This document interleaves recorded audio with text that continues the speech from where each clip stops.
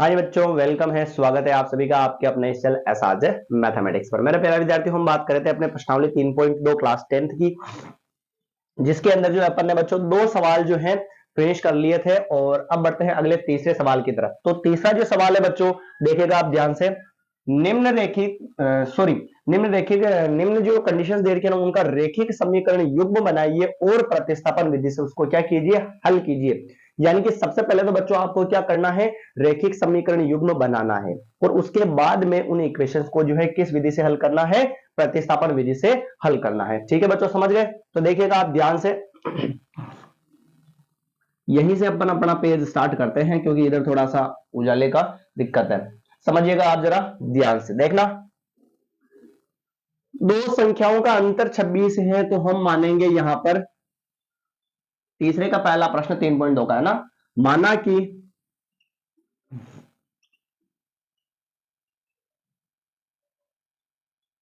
दो संख्याएं जिसमें से पहली संख्या, माना कि पहली संख्या क्या मान लेंगे बच्चों, x,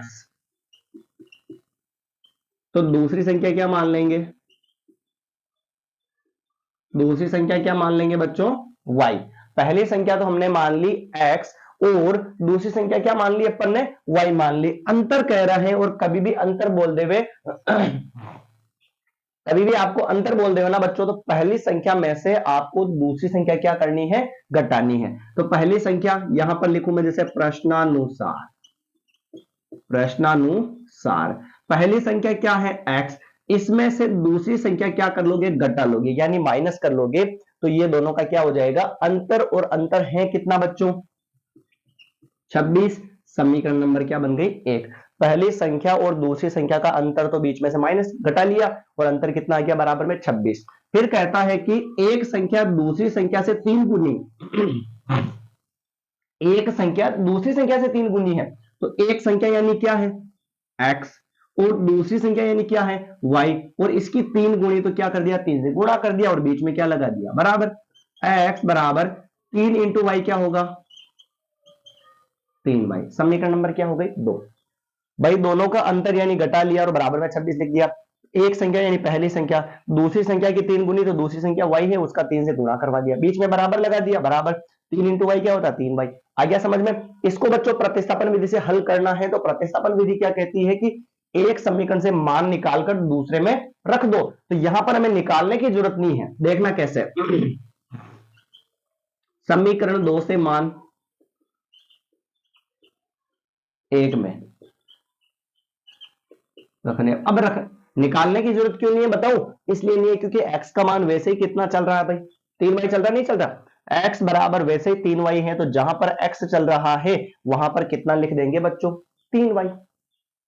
तो समीकरण इधर से उधर भेजने की जरूरत पड़ी क्या, नहीं पड़ी, इसलिए अपन ने समीकरण नंबर 2 ले ली, छोटी वाली। देखना x की जगह x का मान कितना है, 3y, फिर माइनस का ये y, फिर बराबर में ये 26।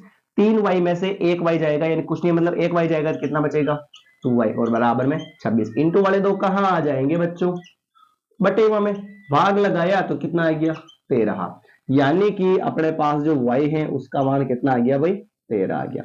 y का मान 13 आ गया, तो हम पहली में रखो चाहे दूसरी में, कोई तकलीफ नहीं है, कहीं पर भी रखो अंतर आ जाएगा, पर हम छोटी वाली में रखेंगे। और छोटी वाली कौन सी है, 2 है समीकरण, तो रखेंगे समीकरण 2 में। समीकरण 2 में y का मान रखने पर, y का मान रखने पर बच्चों, तो x बराबर 3y, x बराबर 3 इंटू, और y का मान कितना आया भाई, 13, तो 13, तो x बराबर 13 इंटू 3 कितने हो गए, 39। लीजिए भाई यहां पर x और y की वैल्यू भी अपने पास जो है आ चुकी है। कोई दिक्कत है क्या बच्चों इस सवाल के अंदर आपको, नहीं है भाई। ये अपना जो तीसरे का पहला जो सवाल है बड़े आसान वाले तरीके से खत्म हो चुका है। अगली क्लास रहेगी उसके अंदर अपन बात करेंगे तीसरे के दूसरे सवाल की। बच्चों अपन जो है, मैं आपको बता दूं कि बड़ी क्लास क्यों नहीं बना पाता हूं, क्योंकि समय लगता है क्लास बनाने में और इतना समय मिलता नहीं है।